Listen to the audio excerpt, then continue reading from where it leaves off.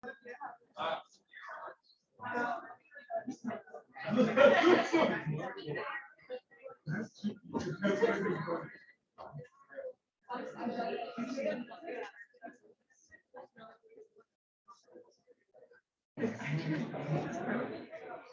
sorry, I think it's just 2 points.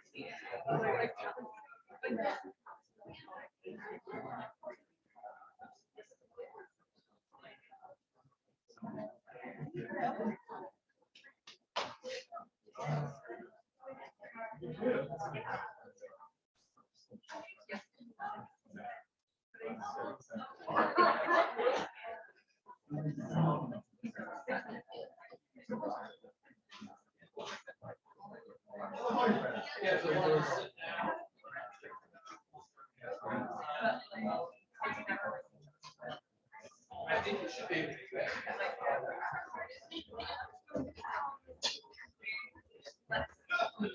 Somebody's walking.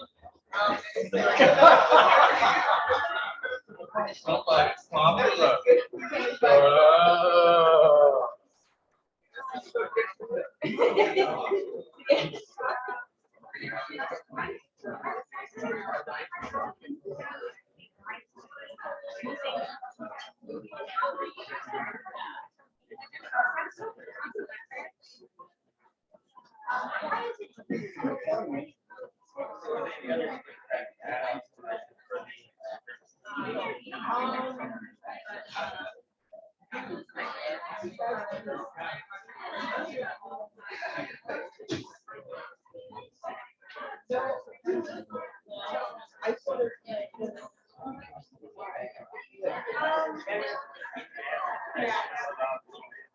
Yeah.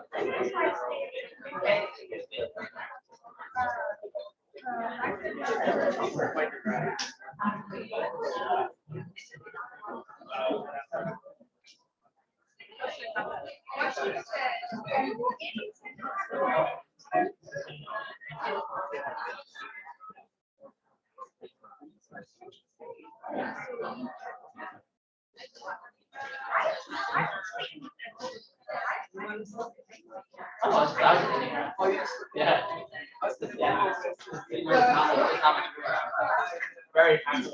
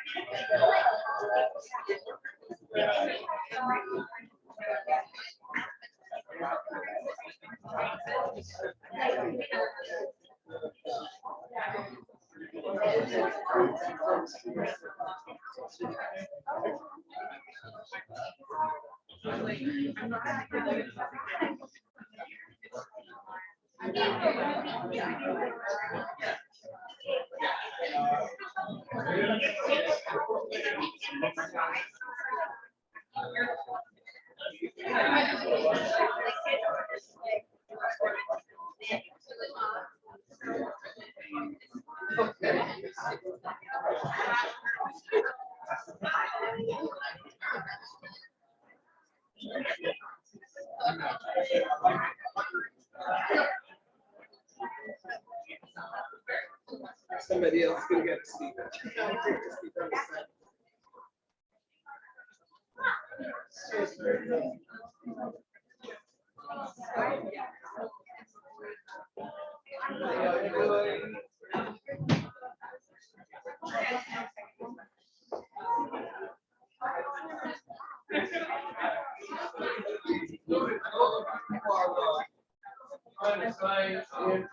Find a seat, please, and we'll make sure that you're ready.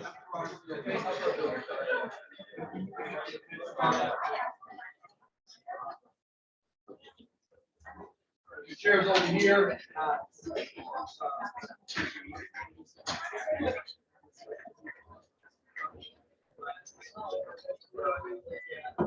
Chair's over here. Come. Yeah, just best can. All right, there you go, there you go. Thank you. There you go. Improvisation, we're just talking about. Excellent, excellent. Well, We need to take those back.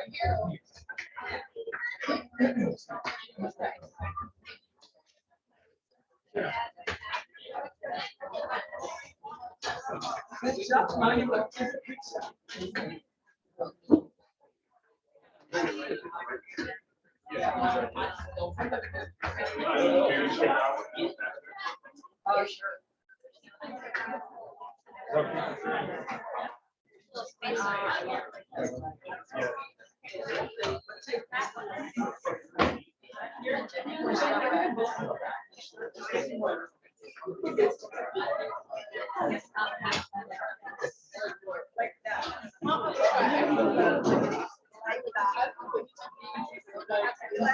No, I have some too, but how many?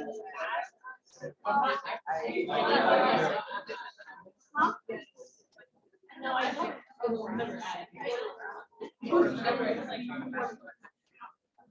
Hey, Frankie. All right. I'm glad you can make it. Hope you can find a seat, y'all. Okay, very good. Okay, very good. All right,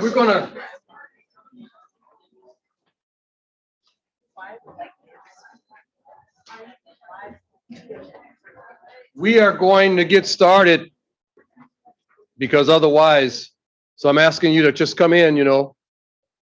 Yeah, just come in, just come. And for those of you who are registering for this or that, we will make sure that you get registered. I don't know how we're going to do that, but we're going to do that. We will do that. All right. Okay. And I am very warm. Are you guys warm? Yeah. So, let's see. Turn that off. And we're going to turn that off. Just hit that red button. Yeah, okay. Okay, good evening, everyone. I am delighted to see you. My name is Mike Gomez. I'm the director of the Center for the Study of Africa and the African Diaspora. And tonight we have our distinguished speaker for 22-23, from 2022-2023. I want to introduce her. This introduction will not do her justice, but we're going to proceed. Professor Carole Boyce-Davies is the Frank H.T. Rhodes Professor of Humane Letters and Professor of Africana Studies and Literatures in English. She has held distinguished professorships at a number of institutions, including the Herskovits Professor of African Studies and Professor of Comparative Literary Studies and African American Studies at Northwestern University. She is the author of Black Women, Writing and Identity, Migrations of the Subject, published in 1994, and Left of Karl Marx, The Political Life of Black Communist Claudia Jones, published by Duke University Press in 2008. In addition to numerous scholarly articles, Professor Boyce-Davies has published the following critical anthologies: Ngambika, Studies of Women in African Literature, Africa World Press, 1986. Out of the Kumbla, Caribbean Women and Literature, Africa World Press, 1990. And a 2-volume collection of critical and creative writing entitled Moving Beyond Boundaries, which was published by NYU Press in 1995. The 2 volumes are International Dimensions of Black Women's Writing. That's the first volume. The second volume is Black Women's Diasporas. She is also the co-editor of the African Diaspora, African Origins and New World Identities, Indiana University Press in 1999, and Decolonizing the Academy, African Diaspora Studies, Africa World Press, 2003. She is the general editor of the 3-volume, The Encyclopedia of the African Diaspora, Oxford University Press, 2008, and of Claudia Jones, Beyond Containment, Autobiography, Essays, Poetry, published in 2011. More recent work includes Caribbean Studies, Caribbean Spaces, Escape Routes from Twilight Zones, published in 2013, and a children's book, Walking, published in 2016. Her recently published work, Black Women's Rights, Leadership, and the Circularities of Power just came out this month. We were supposed to have that for you, and we don't have it. My apologies. So it was a snafu, but we do have copies of Left of Karl Marx over here. And they, hopefully Dr. Boyce-Davies will be willing to sign them. The center purchased them already, so you don't have to purchase them. All right.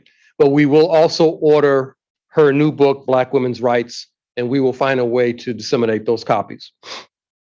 A member of the Scientific Committee for UNESCO's updated General History of Africa. She edited the Epistemological Forum on Global Blackness for the African Diaspora Forum. She is a past president of the Caribbean Studies Association, which organized under her leadership the first CSA conference in Haiti in 2016. Her popular essays and reviews have been published in media, including the Washington Post, The Crisis, Ms. Magazine, Ithaca Journal, The Black Scholar, Miami Herald, Trinidad Guardian, and Trinidad Express, and so forth. So this is a scholar of enormous accomplishment. And we are excited that she accepted our invitation to come and speak to us on the topic, the semi-colony, thinking through the decolonial Neo-Imperial Nexus. Professor Boyce-Davies, the floor is yours.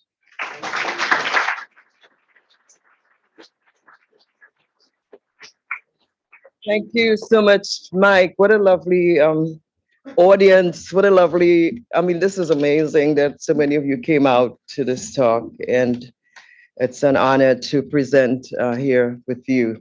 And I'm seeing lovely people that I know in the audience. Violet Love over there from Miami, really amazing young woman, does lighting and stage management. The CSA newsletter editor is in the crowd, so if you want to meet her later, Megan Sylvester. She's also teaching courses here on music, Caribbean. She's the expert. Anything calypso, anything, any of that, that's the person right there. And she represents them really well, doing things for high school and universities and every level you can think about. Former CSA major member, Caribbean Students Association, Cornell Matthew Arthur. Stand up, Matthew. You know why he is important? He was one of the group that really organized to make sure they had a Caribbean Studies minor. Remember that whole issue at Cornell, and really made it happen. And he was one of my students, and I'm so proud that he is here, part of a really amazing group of students who really pushed hard for that to happen. Marissa Ruiz Trejo from Chiapas, who I met in McAllister recently, and I'm so happy that we met. She came up to Cornell and spoke to my grad class last week before. And she is amazing because she has a book edited called Decolonize and Depatriarchalize. And I was so happy that there was a concept like that that I could use, because you always talk about decolonize, but what happens in the process, right? And Marissa's book is that. And I think she gave a talk on this recently. So we're really happy to have you from Chiapas. Chiapas is really important for all kinds of other reasons. So you all are hearing me, right? We good? We good? We good? All right. So notice Fred Moten, who I met. We did my students did a creative theoretical forum. So we did work online, but it's good to see him in person. And Fred is an icon and a major figure here at NYU and in the field in general. So it's an honor to have you in the audience, Fred. And many more people who if I did that, I will spend the whole night calling everybody out, right? Anyway, the title is The Semi-Colony, Thinking Through the Decolonial. Notice the question mark. So for me, it's a question mark that I'm working through myself, and I'm asking you to think with me through it. But it's a whole process, I want to say, of finding language to think about what it is we're experiencing in this current period. So I'm good. I have a real paper. I usually do have a paper. As one of my friends, Carolyn Cooper, always says, I came with a paper. So I have a paper. But I know how it is for presenting. If it gets too long, I'll definitely find ways to cut it down so that we can talk afterwards. So it's a semi-colony, right? So it feels like literary studies, African diaspora studies, and Black women studies in international dimensions as my primary areas of inquiry. You will not be surprised that what I present today moves through these areas as it pursues an ongoing search for the language to articulate and clarify our historical and ongoing realities. Framed as thinking through the decolonial, neo-colonial nexus, it begins deliberately with the literary, pursues some of the theoretical thinking on the subject, and finally presents some options in the current political incarnations of a new Caribbean leadership paradigm based on my recently published Black Women's Rights, Leadership, and the Circularities of Power. So basically, these are some of the categories I want to work with in this presentation. Refashioning futures, I must be given words. And those of you who have done any literature know where this comes from, hopefully, but you'll soon know.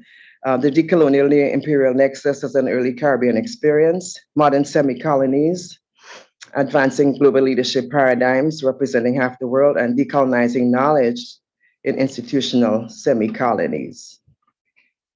I was always taken by Carole Boyce-Davies' poem, Negus, for its attempt to express poetically a certain stuttering which captures the weight one feels in the inability to release the full content of a powerful declaration. The powerful declaration, decolonial in its intent, mirrors poetically the struggle to articulate fully the critique of the incompleteness of emancipation and/or independence from European colonialism and the looming imperial US presence. It also presents the struggle to find a language to name the residual effects of colonialism and therefore the ongoing coloniality still experienced in the Caribbean. The poet moves through several rejections before landing on the semi-colony. Here's some of that movement with which we accompany the poet to that realization, right? As you're seeing it there, it is not enough to be free of the red, white, and blue of the drag of the dragon. It is not enough. This is Carole Boyce-Davies, the author, 1930 to 2020. And I deliberately wanted to begin with him because he was a prof here for a number of years before his recent departure. It is not enough. It is not enough to be free of the whips, principalities, and powers, right? So he is really struggling, it seems for me, with this whole question of what do we do with our experience. It is not enough to fly, to be able to fly to Miami, structure skyscrapers, excavate the moonscape, seashore sands, to build hotels, casinos, sepulchres, right? And then he goes further. I must be given words to shape my name to the syllables of trees. I must be given words to refashion futures like a healer's hand. So that's the part that I wanted to begin with. So in his work, though, he has an echo of Alejo Carpentier's The Kingdom of This World, 1949, which actually talks about the Haitian Revolution. And sadly for me, it has contemporary implications since the repetitive and exacerbated current crisis in Haiti, for many of us sort of replay again and again those questions of the incompleteness of emancipation.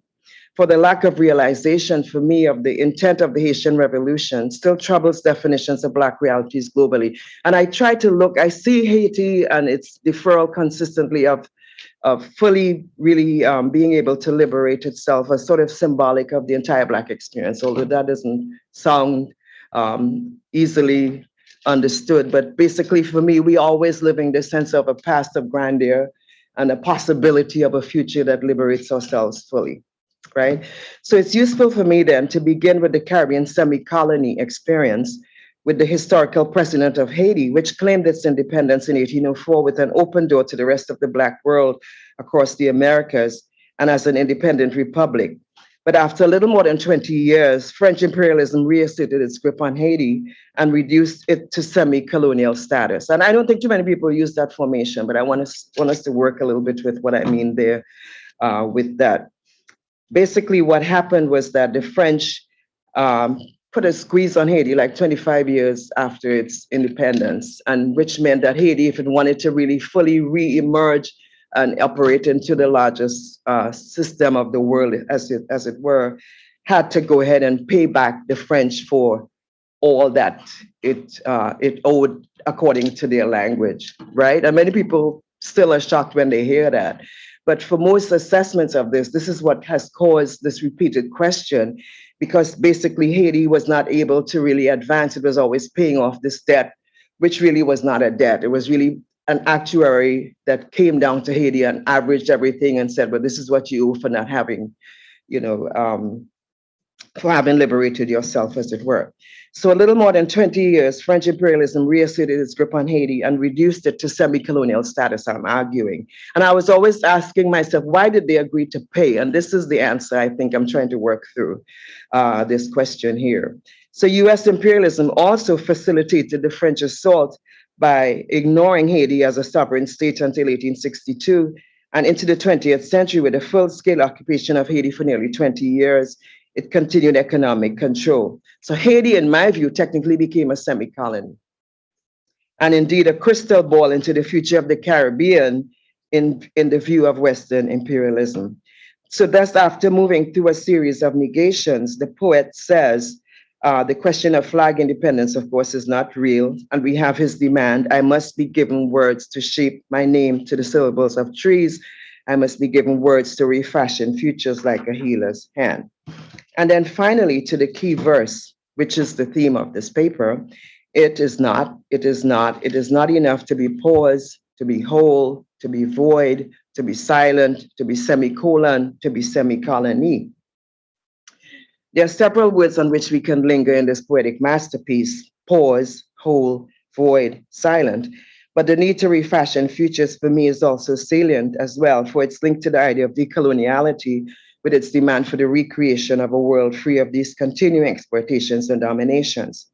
According to most grammarians, and those of you who are students will feel what I'm saying next, stronger than a comma, but not as definite as a period or full stop, the bane of undergraduate writing instructors and students, a semicolon plays that intermediary role all the time, joining clauses, separating lists of ideas, and bridging between two independent clauses.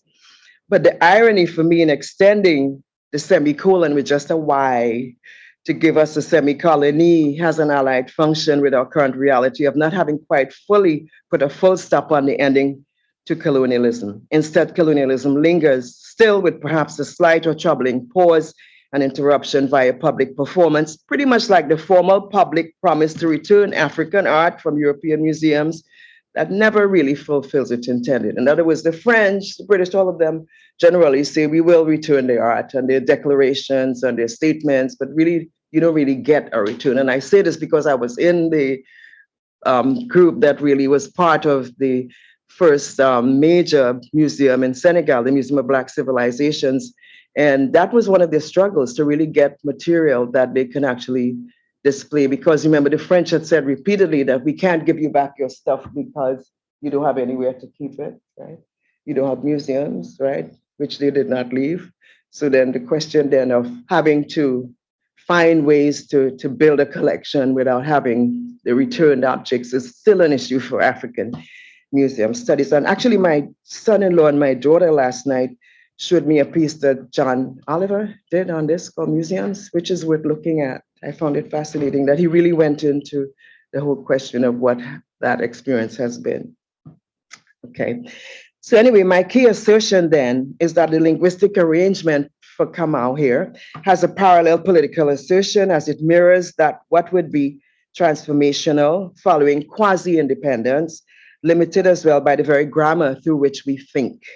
Thus, for Kamau, it was necessary always to undermine those received frames by making his poetic juxtapositions without the need for creating paragraphs, which in fields like academic history, which Mike and others would agree with me on, demand a particular orientation, a particular narrative, a way in which even radical thought must be expressed. Poetry instead can enact its own subversion of these ordered systems. It can do things with language. It can actually create new language. So as we consider the semicolon and semi-colony juxtaposition, we can similarly embrace the poet's model to establish a kinetic relation in our imagination. At the same time, therefore, and that these two spark each other for new ideas, new language, new questions, and above all, new realities.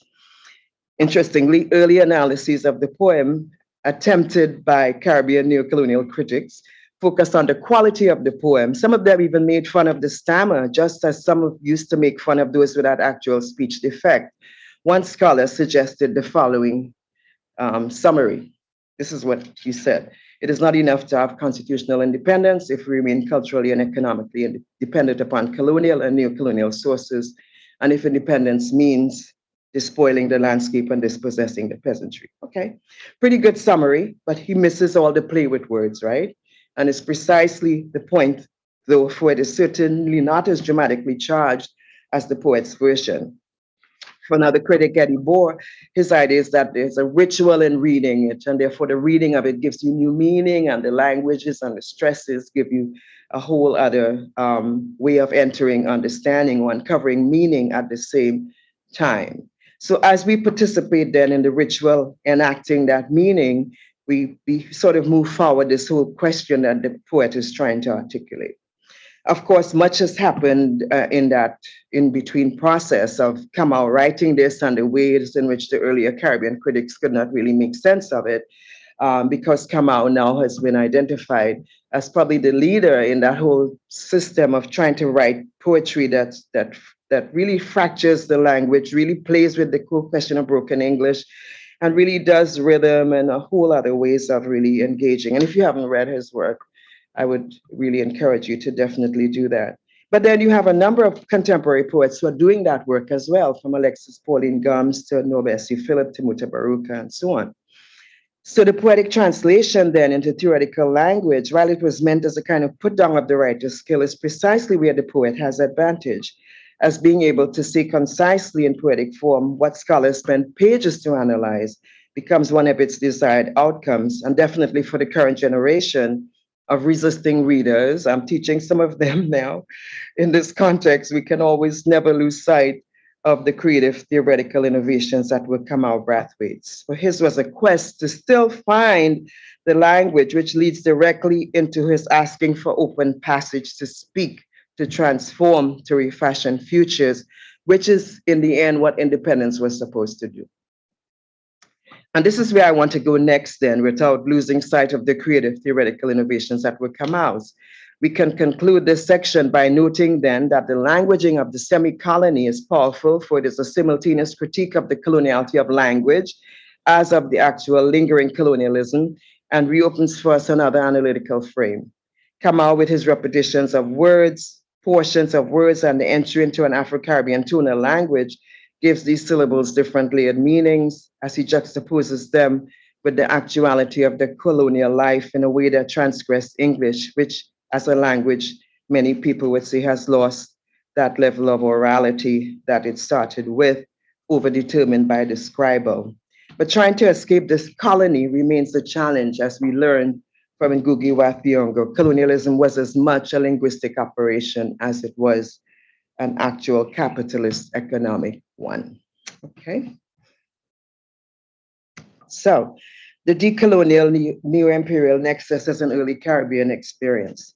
So an early assessment of our current situation comes by way of Claudia Jones, who in her Imperialism and the British West Indies, 1958, was definite in her recognition of how American imperialism was going to play out in the Caribbean. Of course, she was right in concluding that basically the foundations of imperialism were moving, and they were looking for more flexible modes of governing the colonies and seeking to devise new meanings to camouflage rule. This she saw as possible because for her, the growth of the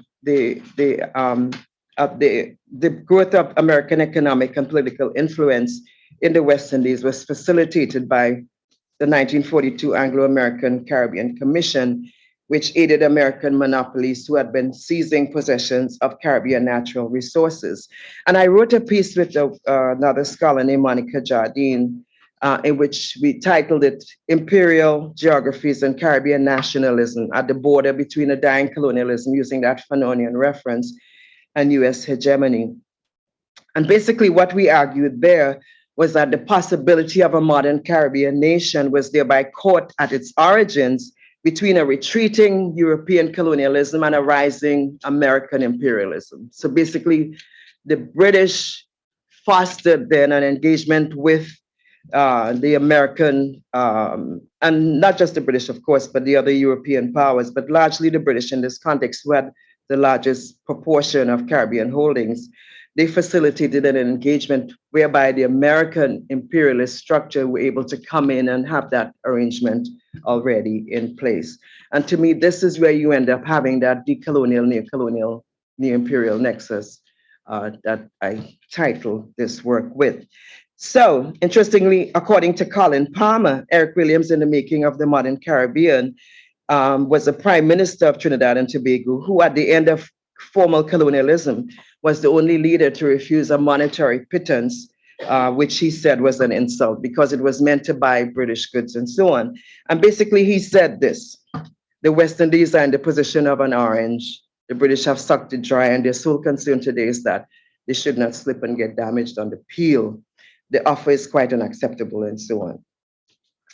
So Hilary Beckles, in How Britain Underdeveloped the Caribbean, sees this precisely as the basis for reparative justice.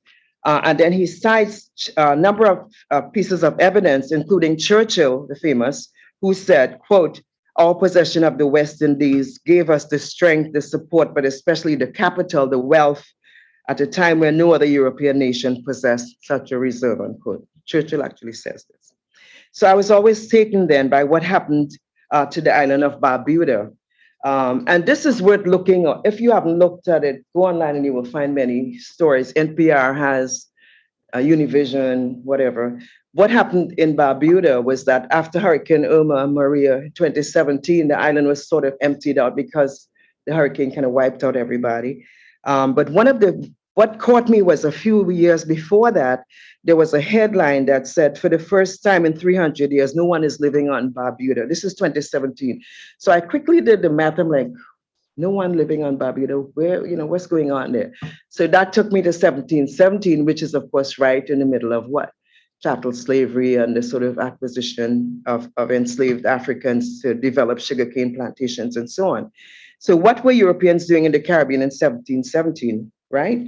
So before the arrival of Africans from the 16th to the 19th centuries, indigenous Caribs, Tainos, and Kalinagos often lived on larger islands, and they would move around depending on how the storms were coming in, pretty much as Cuba does still today, out of the pathway, moving people out of the pathway of the storm, right?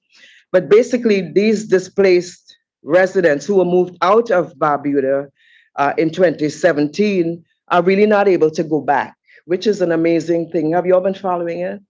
It's fascinating, including people like De Niro. Basically, what they're doing is like selling the land off to resorts and to people then who can build tourist structures and so on. And basically, up until then, there was a structure that the Barbudans had whereby you didn't really own land. It was an older formulation they used closer to indigenous people and African peoples and so on, where you could actually live on the land without really having that ownership to it. But what they have done then is replace all of that with a kind of money economy situation. And then I was talking to one of my students recently, who is a journalist, and he actually said there's a whole other model that there's worked in the Caribbean called citizenship by investment. Do you all know about that? Whereby you just have to pay like $100,000 and you can get a passport from one of these countries. And then you can use that to do whatever you want to do, to live there, to acquire, what have you. So basically, my question is, are these modern semi-colonies? That's all I'm asking. And I'm asking you to think through it with me. As we shall see then, this is not the end of the story. In between Williams's and Jones's assessment of the Caribbean to the contemporary US imperial effects fully unfolded in the crudest of forms. And for that, what we have today are politically independent countries, a few republics, several still colonies, some like Barbuda being recolonized by luxury business interests. So modern semi-colonies then. So I move through, this is the section that is a little bit more theoretically heavy, but I will promise you I won't really spend all the time really being ponderous with it, but try to make sense of it. So I moved, as many of us have, through multiple theorizing of the post-colonial, finding them all inadequate, too premature, and decided to linger on Achille Mbembe's definition of what he called the post-colony, possibly because he used the noun form notes on the post-colony. However, there was for me, always a consistent critique of the idea of postness in a context where there was still too many active colonies.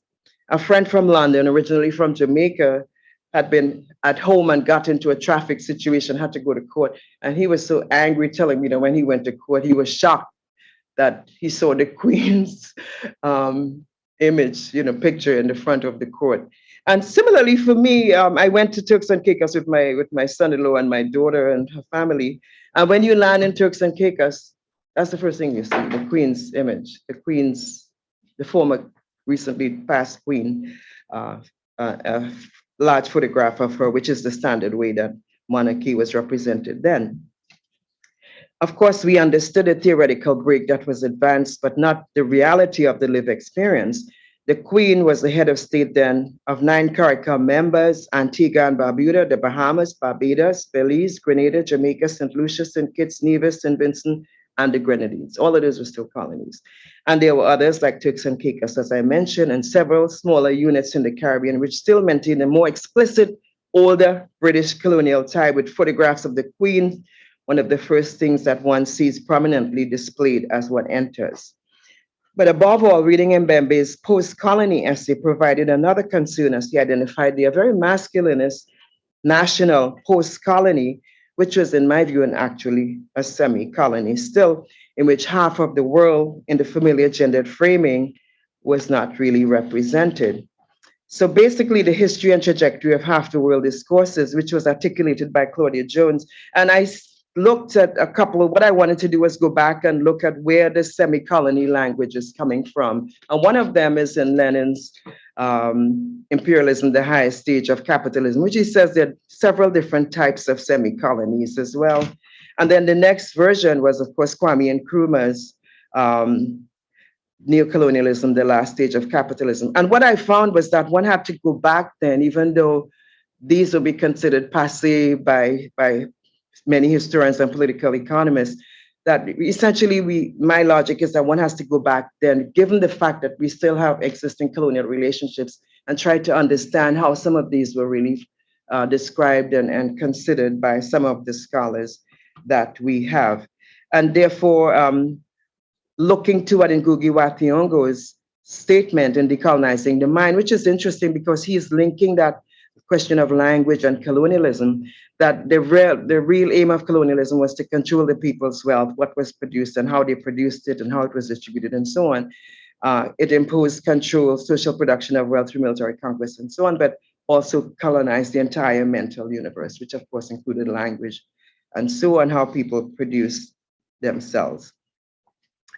And I thought as well, looking at it, the ways in which the US internal colonial relationships occupied the ideological spectrum was also fascinating. Decided to go back and look at some of the ways that this was articulated in texts like We Charge Genocide, Historic Petition to the United Nations for relief from a crime of the United States government and against the Negro people and so on.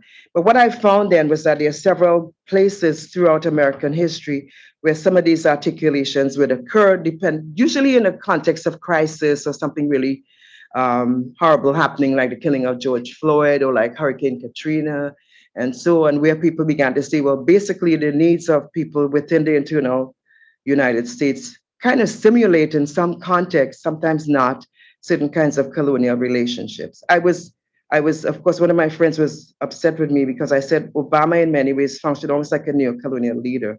And what I meant by that was that neo-colonial leaders operate with the same structure. They come in and they run the structures as they are and don't necessarily change it. In many ways, that's what he did.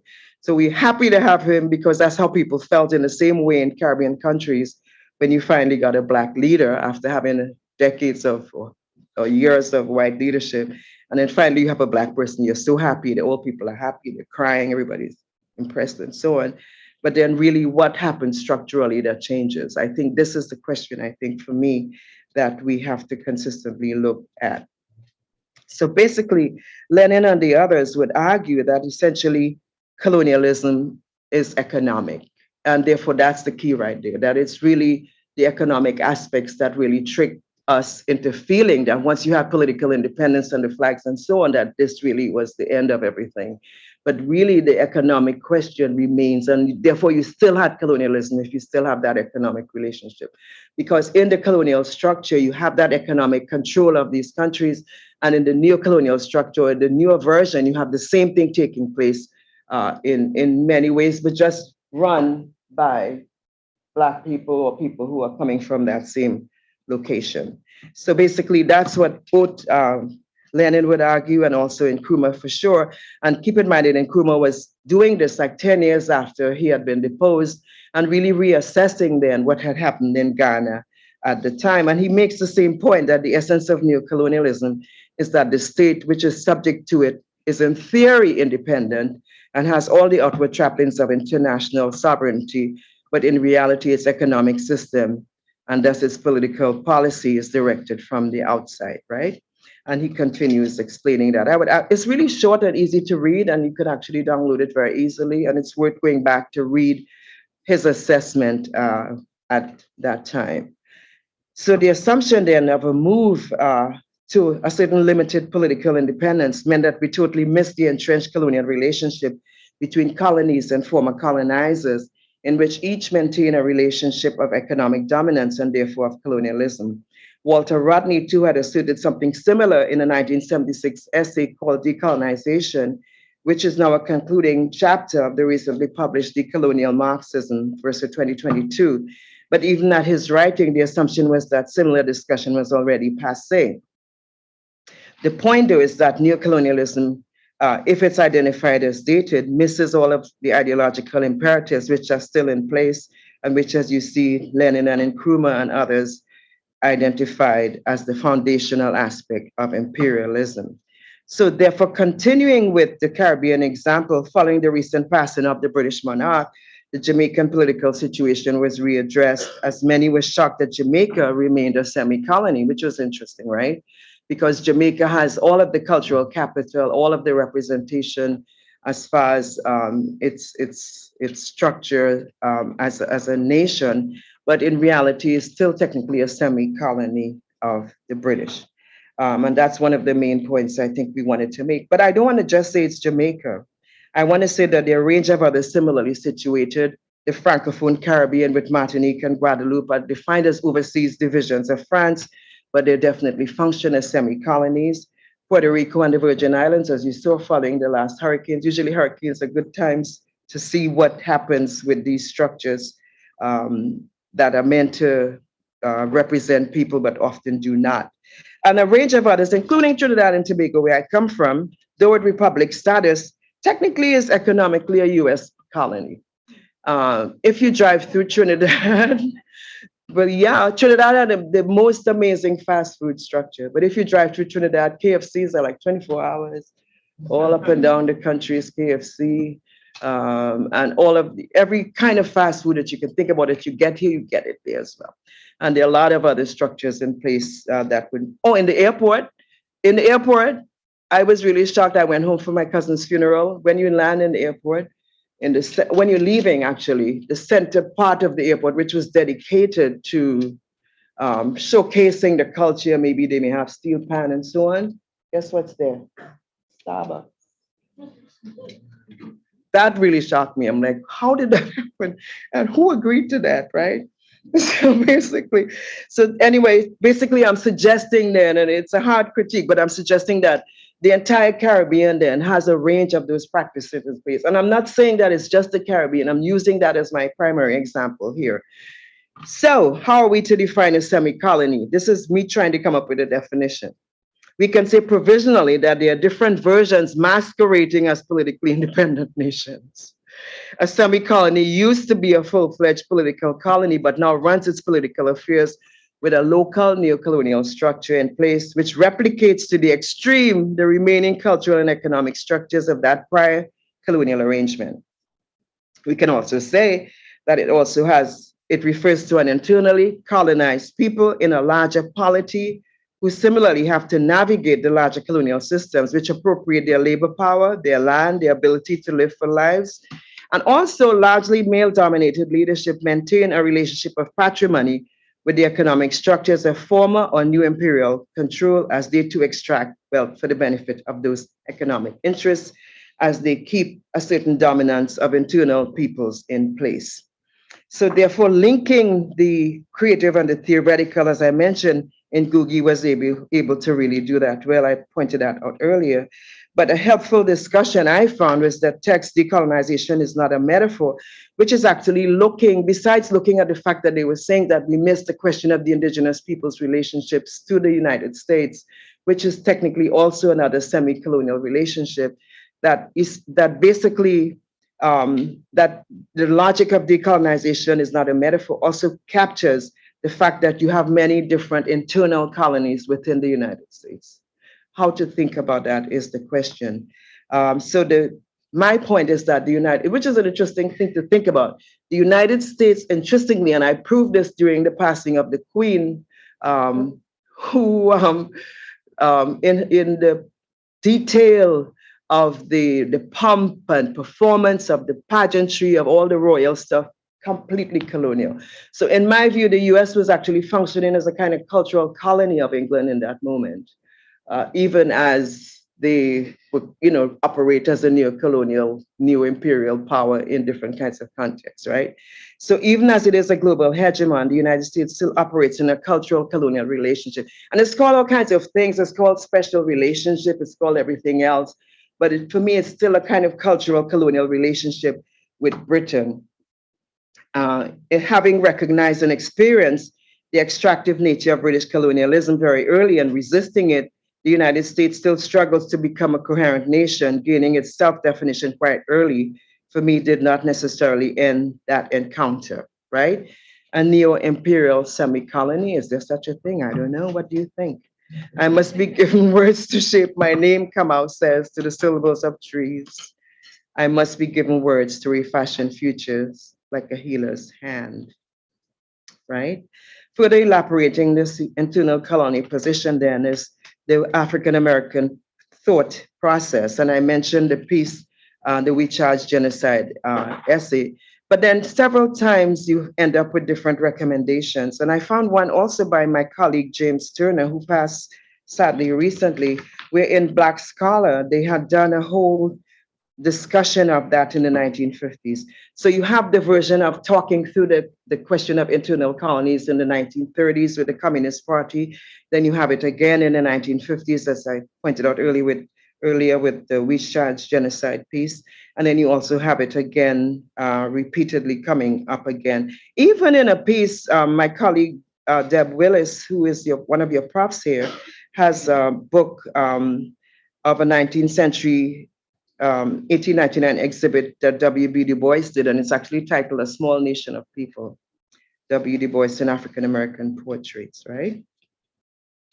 So we have not dealt then, I think, according to this Internal Commission of Inquiry on Systematic Racist Violence 2021, with the real question of the inhuman treatment of African-Americans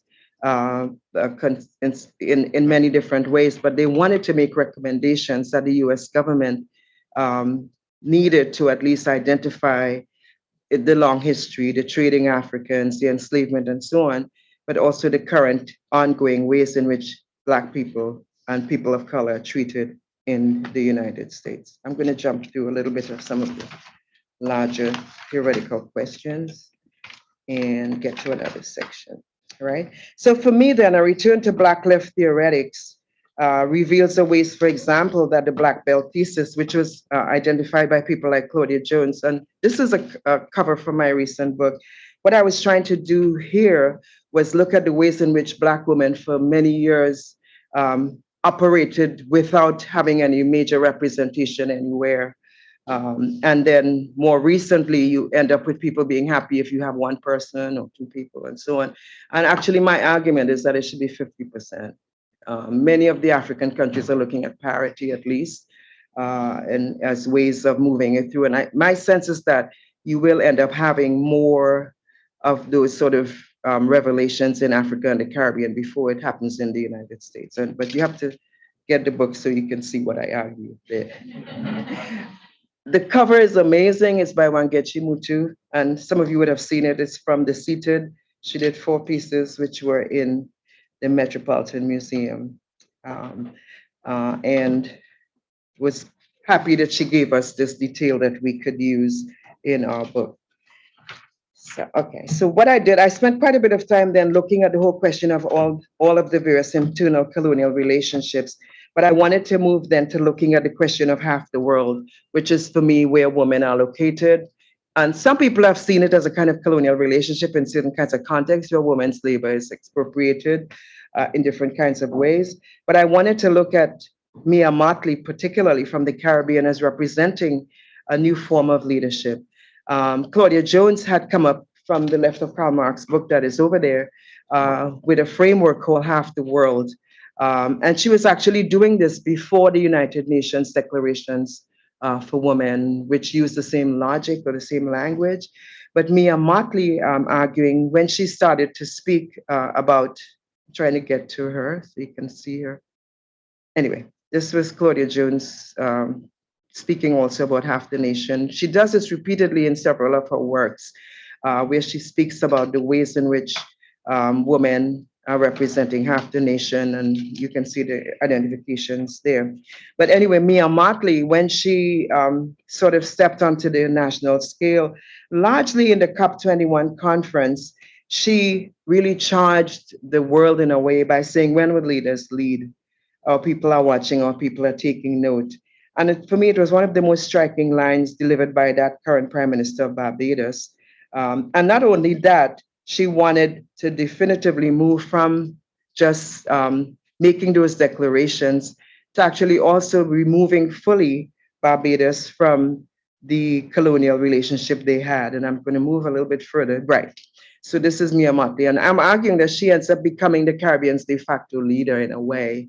She was head of CARICOM at one point, but also in the way that she represents Caribbean political and economic realities, even more significant. And what I found was fascinating was the way that she led very early on the removal of the statue of Horatio Nelson in a deliberate break with the colonial past. And they did it almost like a funeral where they took down the statue, as you can see, and then took it down the street and took it to, I don't know where, but probably to outside of a museum or something. When I went to Angola, and I was quite surprised and happy to see that in their museum of military, they actually have all of those statues out in the courtyard of the museum. So they didn't get rid of them, that you sort of destroy them, but they wanted people to have access to them, but not really have them be central to their situation. Again, linking to the literature, I was quite impressed that when I look back at what Jamaica said about the same Horatio Nelson, in the Antigua that I knew, we lived on a street named after an English maritime criminal, Horatio Nelson, and all the other streets around us were named after some of the English maritime criminals. There was a Rodney Street, there was a Hood Street, there was Hawkins Street, and there was Drake Street. In the middle of High Street was the Barclays Bank, the Barclay brothers, who started Barclays Bank with slave traders. That is how they made their money. When the English outlawed the slave trade, the Barclay brothers went into banking. So that Horatio Nelson that Mia Motley takes down is that person that Jamaica Kincaid is talking about here, right? Now, interestingly, in the Caribbean, you still end up having places like Trinidad across the Caribbean. Many of the places are still named after some of these colonial figures. And I think now in Trinidad, there's a commission to start thinking about how to rename streets and places and so on, and whether or not one needs to take down the statues. So the Caribbean then exists as a series of archipelagos of islands, therefore separated by water, each one we know from larger continental locations in North and South America. But new definitions of the Caribbean, such as those explored in my work and others, look at the ways in which the Caribbean diaspora then is part of that framework of understanding the Caribbean. So islands in the Caribbean, especially those in the direct pathway of global currents, take direct blows always from trade winds from Africa to the Americas. We move around always trying to find ways to secure ourselves in the face of these ferocious assertions of mega hurricanes which are coming. Thus, for many of us, then a reparations agenda is still active, even as countries like Britain and the US seem to still be mired in their own self-imposed political dramas. So creating usable plans for the survival of people who were brought to the Caribbean often by force and now still live lives in precarious locations is a major international challenge. So how do new paradigms of leadership operate? And this is where I wanted to position Mia Motley, so that when Mia Motley talks about the Caribbean, then still having to find a way to, in her view, create a kind of vulnerability index to look at how various nations are operating as it relates to a range of processes, and then how that relates to the larger climatic issues consistently being raised by her in some of these forums, for me becomes really symbolic of a new way of thinking through the Caribbean, right? So she argues in her own, and this is coming from her work, that Barbados was forged regrettably in the bowels of discrimination, and therefore it cannot discriminate against anybody for any reason. All must breed in this world, she says. I'm not going to be part of anything that suggests or sponsors any kind of discrimination or phobias of any type. She also says she wants no discrimination on the grounds of race, no discrimination on the grounds of age, no discrimination on the grounds of color, and so on. And basically, she continues by arguing that we must feel comfortable, that we should never try to be half of who we are as people. So further advancing this colonial paradigm, then for me, were her decisions to take Barbados into Republican status, and as I said, remove Horatio Nelson's statue from its prominence in downtown Barbados. I've jumped ahead, so I'm kind of wrapping this up then. So I agree then with Ngugi wa Thiong'o, his prime assertion of an early abolitionist discourse. But I wanted to at least linger on the fact that you have figures, not just in the Caribbean, but across the Americas, people like Marielle Franco, who sadly was assassinated by the Bolsonaro wing of which finally was happily deposed, of Brazilian leadership.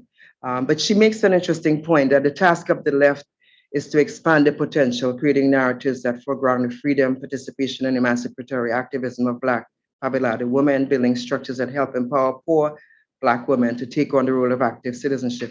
Basically, what I'm arguing, and my new work does this, is to say that the shifting then from a sort of patriarchal, colonial, neo-colonial male leadership to another generation of women has a different kind of potential for how we can rethink how the structures of the world should operate. And this is what I want to leave you with, really, because it seems that people have an assumption that when a woman becomes a leader, and some of them have, like the woman in England, Truss, I forgot her name, it was so horrendous.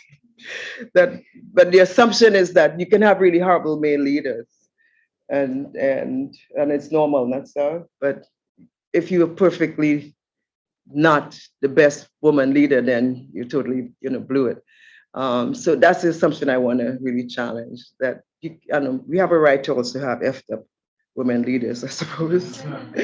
I agree with Ngugi wa Thiong'o then, the prime assertor of an early abolitionist discourse under decolonizing the mind, the classic project that he advanced, in which he talked about the fact that universities and a range of others need to be decolonized. On a piece called On the Abolition of the English Department, he talks about the ways in which English departments end up becoming structures, colonial structures, which are still sort of sitting in the center of major universities.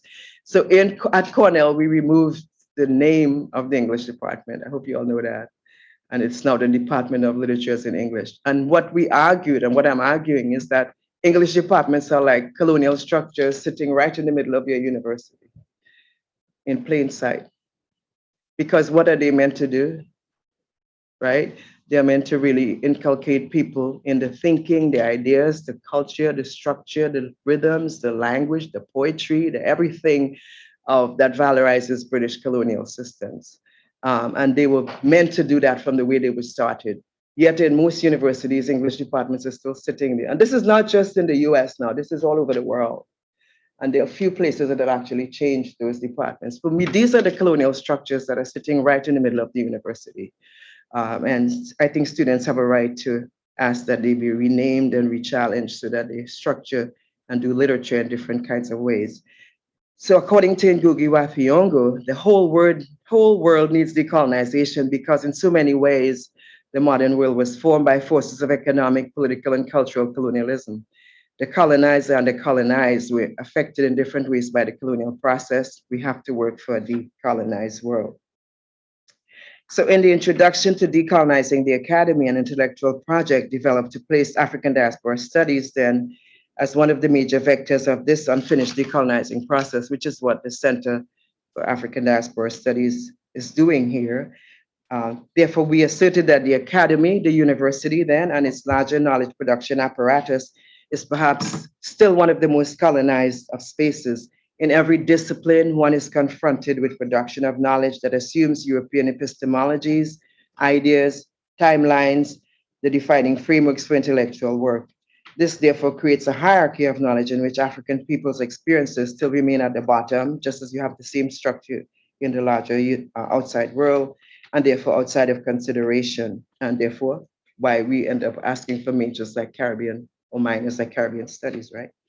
So a center like CSAT provides one of the opportunities for thinking through these processes and offering different intellectual possibilities.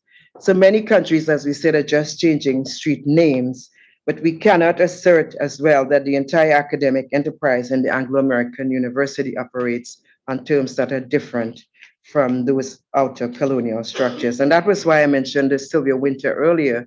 Well, Sylvia Wynter's, I didn't mention, I actually passed over her slide. Sylvia Wynter had pointed out that actually we are the people, we in the universities are the ones who manage and structure the institutional spaces, all of us, not just me, but you as well. We participate in it, we maintain it, and we therefore engage in ways that allow those structures to remain in place. So for her, all of these structures are part then of the whole way in which the Western bourgeois ethnic class man was able to claim humanity for himself and leave us always trying to struggle to create ours. The next slide was the abolition slide that I mentioned earlier.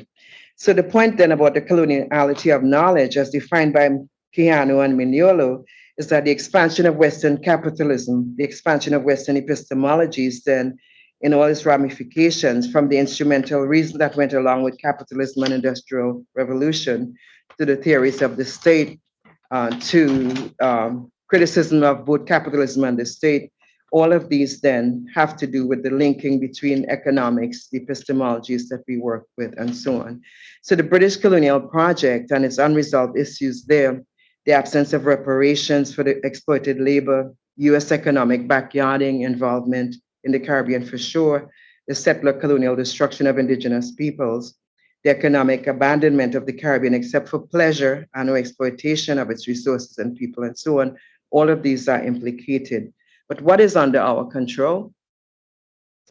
Though often still a site of necessary contestation in the institutional academic context in which we work is the knowledge production arena, which is why you're here and which is why we are all here. So the epistemic, therefore. So in search of a new language, as I started, we recognized as well that there are some terms which got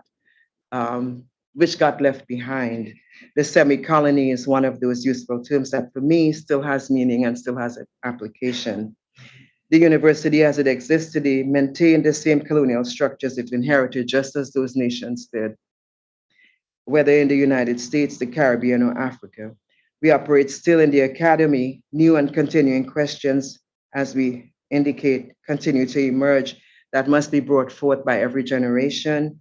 How to ensure that all students are exposed to a range of knowledge as they make their way through the institution, how to structure and move out of that order of knowledge in which a series of other humans and the work they have produced, their epistemologies and their ontologies remain outside of the frames of importance in the larger institutional context. For this scholar, then, it is significant to pursue these understandings in the process of advancing knowledge, where there still remains an incomplete knowledge acquisition process. That continued epistemic violence for me on our students, unless we are able to account for missing areas of study. How does a university respond to this community needs? So basically, I'm suggesting that we navigate always between, on the one hand, a past of dignity and legendary greatness, on the other, the starkness of the initial history of dispossession, economic difficulty, brought on sometimes by horrendous leadership, often in collusion with external actors, environment, climate, location. But through it all, there remains an amazing resistance of people matched by outstanding creativity. We live with a series of conflicting representations, but above all, a definition of an unrelenting humanity, which is at the core of most interhuman relationships, from what it takes to survive in the harshest conditions to how one begins to recreate when everything falls apart, but also how to live lives of beauty and joy in spite of institutional and state level attempts at subordination. Thank you so much.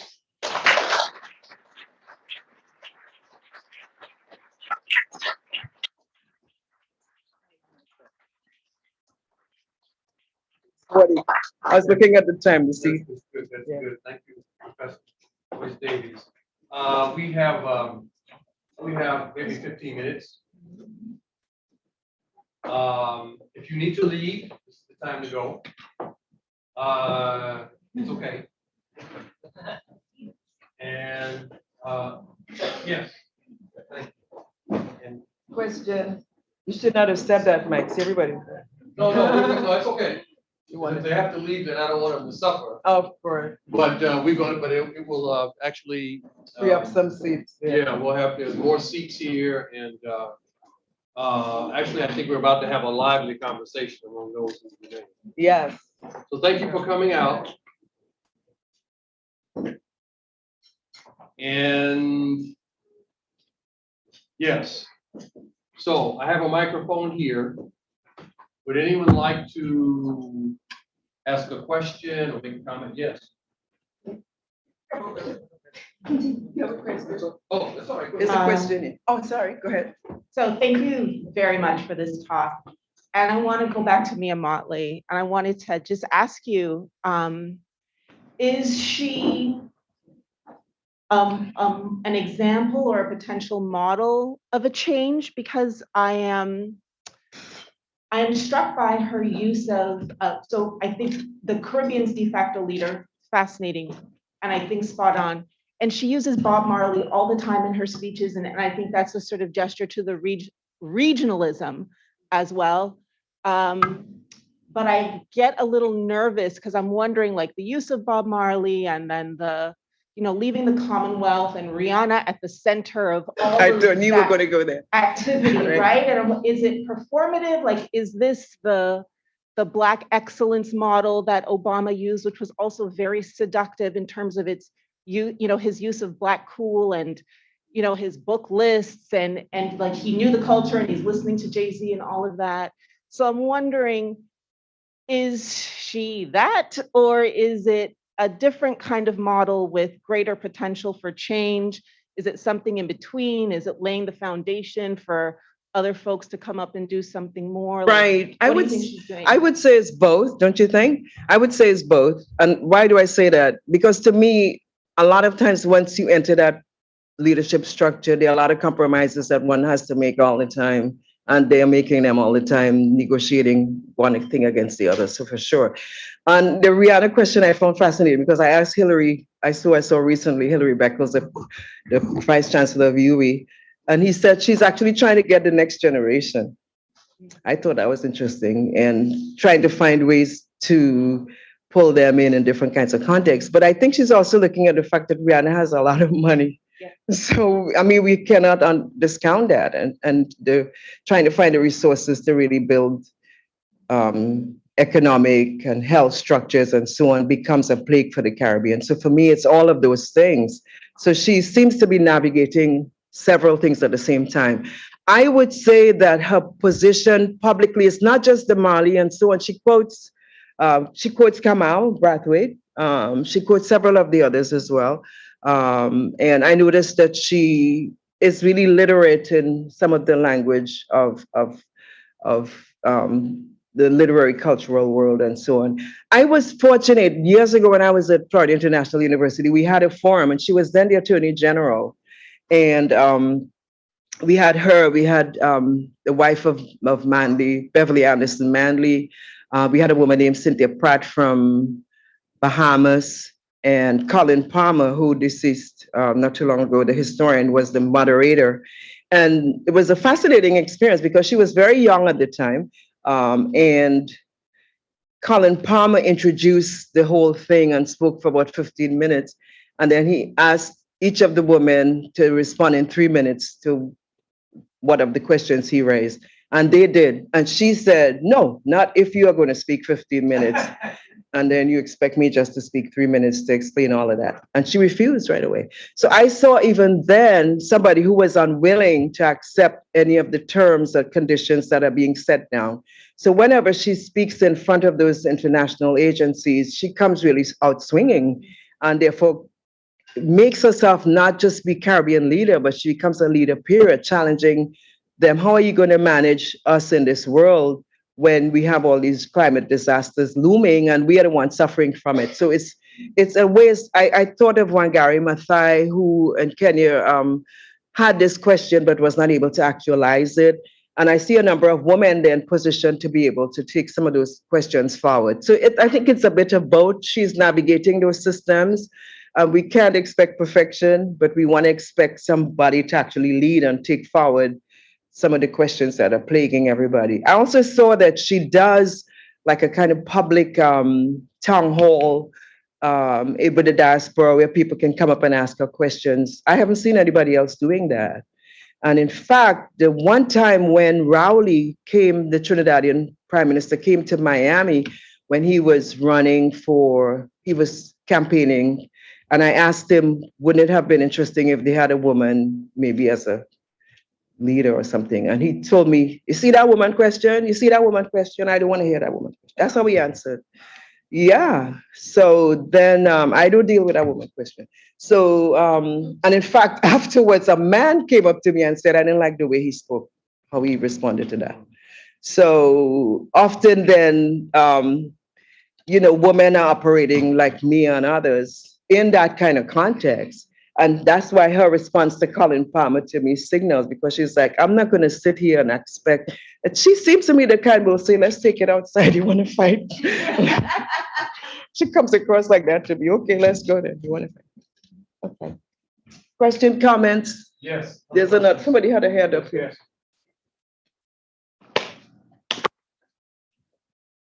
I'm really glad as students too, because these are questions you'll need to take forward in your own thinking. Yes. Hi, my name's Zulia. I think overall, like, this is really interesting. I'm a student, came here because of my course.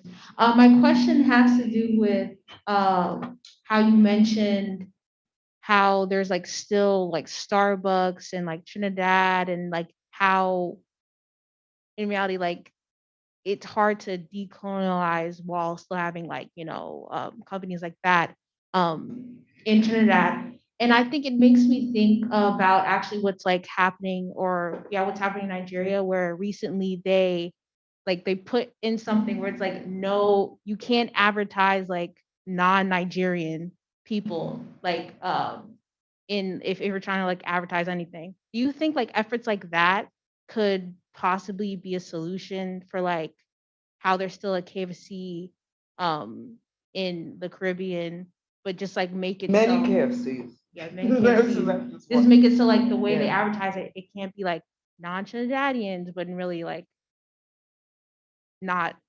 You understand what I'm asking? But I think that maybe is just like a drop in. I don't see how that is going to affect all the consumptive aspects that you want to talk about. It may be a kind of a gesture to saying, well, we need to really highlight local, which is a good thing, but it has to be more structural than that. To me, that's just one aspect that I'm not even sure exactly how it was deployed, so I can't answer it fully. But my assumption is that it's not enough. It's never going to be enough. And the other point I want to make about Nigeria, in the scheme of representations, Nigeria is 5% women in leadership, which is really ridiculous. It is. Yeah, because if you look at the rest of the world, it's almost to the bottom in terms of women's leadership. And to me, that's a signal. I am really, really struck on that point that the leadership of women, men have run the world for all these years, and we're not happy with what the outcomes have been. So for me, you have to at least have some sort of a balance where you can have other kinds of perspectives coming into the mix. And then not assuming that every woman leader is going to be perfect, but assuming that there should be at least opportunities to have different kind of positions, different questions, different approaches, different everything coming forward into the future. I definitely agree. I even actually do see the debate, and like that was actually a part of like my whole debate thing is like we have to come up with a counter plan. Yeah. For like counter plan to solve the issue that's being debated that year, and that was actually my counter plan, like put more specifically Black women in like council and government. So it's like And full hopefully circle. more progressive. Yes, of course. Yeah. Right. Not any and every Black woman. Yeah. Yes. Hi. Thank you. Hi. Hello, good evening. Thank you, Dr. Boyce-Davies. And thank you for starting with Kamal Brathwaite. His class, I actually was invited to just go when I wasn't even enrolled at NYU, and it just changed my life. And Oh, so happy. that was kind of the beginning of why I ended up here. Mhm. So my question is, maybe it's too big, but just because we're all thinking about it, this topic of decolonizing the academy and of abolishing the English department, I thought was really fascinating in Nairobi. But I'm also wondering, like in this larger picture, where so much, like English departments, history departments, the very spaces in which these conversations are being held are also, we're kind of always in crisis mode. Oh, people don't want to major in these. People want to return on their investment in their education. So I'm just wondering, like, where you see us moving forward. Like, the people who come here are self-selected. Like we know Ngugi wa Thiong'o, we know these conversations, but like, how do you think we can translate this kind of conversation about decolonizing the academy and beyond to something that's broader than our. Right. Interestingly, my argument first is that departments like history and so on are doing technically history. English department is doing English. And what is that? They're not doing literature.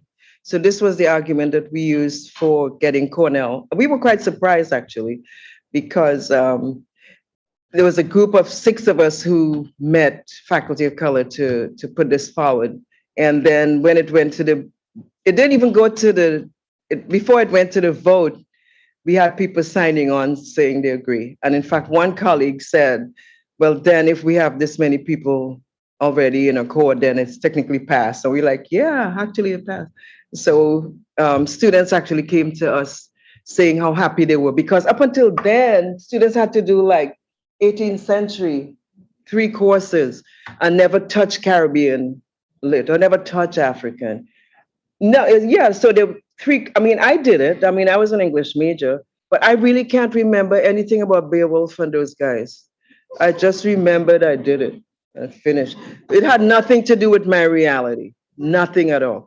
So basically the average student coming in today being forced into those old models of having to take those kinds of old courses are really problematic.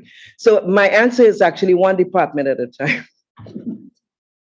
Really decolonizing the university, one department at a time. So people need to look at their units and see, is it really doing what it's supposed to do? After paying all this money that you all pay to come to school, is the department doing what it's supposed to do? Or do you need a Caribbean minor? Do you need something else? And we had students, and this is why I pointed out Matthew Arthur here, we had students who decided to go ahead and find a way to do the minor even when there was no structure. They found the courses, they put it together, and they worked it through so that they could leave with something that really helped them understand the world that they're coming from, along with being a veterinary student. This was not like a student just doing, the humanities or doing any of the social sciences. It was somebody in sciences.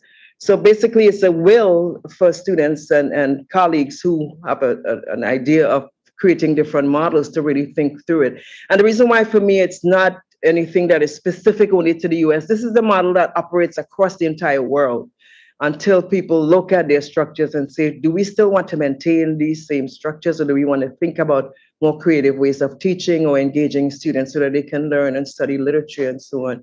So history departments often, and most universities, including the one I work with, often they have 1 person or 2 people representing the entire continent. Sometimes one literature person representing the entire, think about that, representing the entire continent. So that they have to do the Francophone, they have to do the South Africa, they have to do East Africa, then they have to do all the genres, then they have to do the novel poetry. Just think about what that means in terms of the weightedness of certain fields. Meanwhile, American literature has about 6 people, pre-colonial English literature has, number of people and so on. So I think it's a process and it's not easy. I'm not suggesting that any of it is like automatically done.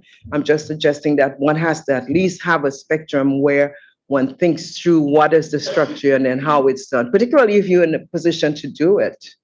And generally at major moments of crisis are the times when you can do those things. So always was like post George Floyd. We were like, what can we do that would be different? Yes. So you talked a lot about like countries that you recognize as like semi-colonies. Yes. So my question is like, how do you think do you think it's possible for them to move away from that today? Because I mean, like you mentioned Haiti and like how they did end up paying that money back to the French. Like, do you think they kind of in a way do it to themselves? Yeah. And at this point they're kind of in too deep to get out of it, or sort of what kind of action steps do you think that they could take? It's a combination, that's all. It's a combination of those two positions, I would say. It's hard to say do it to yourself, but I mean, these are people coming out of slavery and struggling to sort of create a nation and what to do. But in that creation of that new nation, and I would suggest, just thinking further, that the same thing happened in the other nations in limited ways. So for example, many African countries had really major struggles where you had women fighting, the military and so on, and Guinea and many others. Once they got independence, Ghana, including that same Ghana with Nkrumah, once they got independence, who was in leadership? They didn't bring women in. Women got pushed off to the side, even though they had worked really hard to establish those nations. So my point is that we in the contemporary moment then have to rethink and re-examine. That's what I meant about going back, looking at those past stories. What were those mistakes and how can we really remedy them in the contemporary period? And I think that's the best way that I could answer that, so that we move forward with different footing. And again, the assumption that women should only be like 1 or 2 people in each structure, for me, is a no-go. It should be 50%. And I had made this, I was in an organization, and we were part of the Women's Caucus, and they had said, African Literature Association, and they had said, the caucus had said, we want 50% leadership. So I went to the general meeting and I stood up and I said that. And of course, they shut me down. They're like, yeah, that was very bold that you would actually make that statement, including some of the women also. So that happens sometimes. But now some of those same people come back and say you were right. And now some of those same organizations are pretty much more balanced in terms of representation. Some actually even have more women. The point is in most universities, you have larger number of women in the universities itself. How is that going to translate later on? This is your generation. How is that going to translate in terms of leadership of institutions, of programs, of departments? All of these bodies of women getting educated going to stay then in the same kind of subordinate role, or are they going to claim a different paradigm of leadership? I'm looking at it as a whole century-wide operation, and I don't see it happening just like next week or next year, but a process as more people moving and thinking clearly about what the future could look like. So this is what I talked about in terms of thinking through it, so that we understand what it is we're experiencing and how we can remedy it. Thank you for your question. My name is Thomason. I really loved your talk because I feel like you articulated like everything that I believe, because I'm from Nigeria, and I feel like a lot of African countries are currently like suffering in the cycle of semi-colonization, but like maybe some people haven't realized it. Like growing up in Nigeria, like a lot of things that we experience kind of reflect this structure that you just explained. And I think like with Nigeria now, my question is like, okay, we're still like in the stages of development, and like you said, like literally like 5% of women in government, and I'm sure it's even way worse because the situation in Nigeria is so dire. But then on the flip side, Nigerian music, art, Nigerian people are at the forefront of things, and it's like, how can we turn this creative power and like kind of mobilize it a bit to slow down this semi-colonization effect, because it's like it's getting so bad for many countries in Africa and countries in the Caribbean that it's like, at this point, if we can't really like reverse economic policies and other things, like how can we use creative power? Yeah. Yeah, that's a great question. Absolutely great question. And that's back to the Claudia Jones assertion. Her point was that a people's art, a people's culture is where their freedom begins. And you'd have a couple of other leaders who would make that similar kind of statement. And I think, though, following your point, that we've made quite a bit of headway in the area of culture. If we use the Jamaican example, for example, that Jamaica, which has an amazing marketing structure for Come Back to Jamaica, Bob Marley, all of those things, and yet structurally you still have some of those same impediments. So I think we've made a lot of gains in culture. Trinidad Carnival is like everybody wants to go and so on, but structurally what else is taking place? So to me there has, and I'm not a political economist, so I can't really give all those answers, but to me there has to be some sort of weighting of the way that the economic structures are disadvantaging us as a people, and maybe harness some of that cultural energy to move it forward in a different kind of way. And I think the thinking has to be around those areas. And I'd love to, hopefully see another generation really think of ideas of how these policies can have a different kind of impact. Yeah, thank you. That's a great question. Hi, Yes. Carole. Mhm. So I am, of course, a Caribbeanist, as you well know.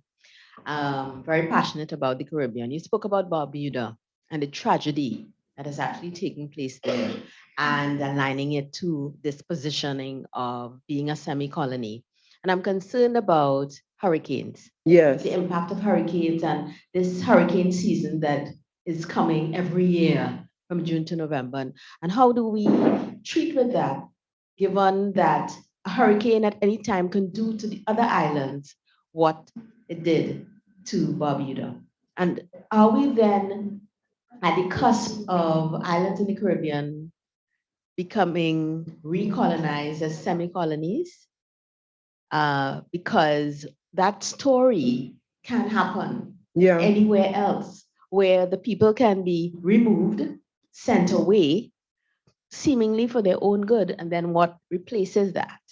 Yeah, Right. so I'm interested to hear your take. On Right. that. There are a couple models of that same thing happening. Remember Katrina, right? Because many of the people in New Orleans didn't get back exactly where they were, and ended up being another diaspora that was created out of that.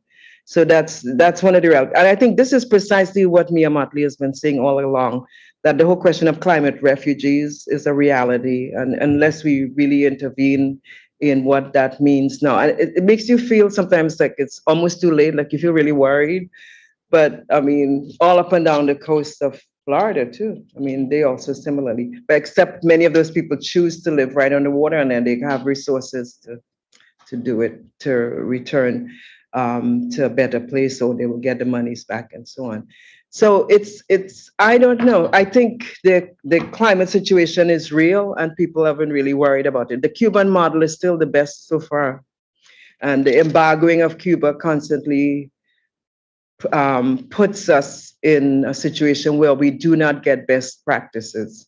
And this is why for CARICOM and other agencies like that, for them, you can't use the US lens to study Cuba at all. You have to study Cuba from the point of view of the Caribbean, because otherwise you miss the whole thing.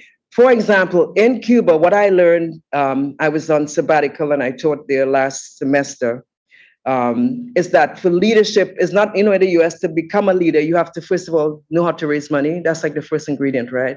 They will ask you, can you raise money, right? And you have to spend a lot of time knowing how to do that. In Cuba, the leadership is developed through local structures first.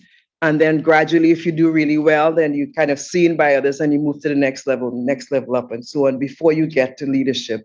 So it's cultivated, it's supported, it's developed and so on. So Cuba has like a 50% women leadership. Cuba has parity, but you would never know it because of the ways in which the US media blocks all knowledge and also keeps a a kind of, not just the embargo, but the embargoing of information, embargoing of knowledge, and so on, so that you have no way of understanding those examples. So even when Cuba offers, for example, to be of assistance in certain ways in the US, it will never happen, right? So there are models out there, I'm suggesting. And like, for example, the last hurricane with Cuba, I think only 5 people died because they had a structure of moving people and then moving them back. So I don't know, moving people out without a plan to move back is a problem. That's what I'm saying. So we have to think about which models and best practices work, and then how then to see if we can repeat those into the future. Thank you for that question. Oh, okay. Firstly, thank you so much for this talk. I really enjoyed it. And while I understand that it perhaps wasn't a major part of the talk, I'm really interested in this question of language. Particular kind of languages that we would define, although I don't necessarily think they are, but we would define as European languages: English, French, Portuguese, Spanish. I wonder if you think there's any usefulness in thinking of it less as a question or as an issue of imposition, and rather a question or an issue of appropriation. And I'm thinking about this not just in terms of new words that former colonial subjects might come up with, but structures, like deep structures of the language. Yeah, imposition or acquisition, you're saying? Well, appropriation. Appropriation.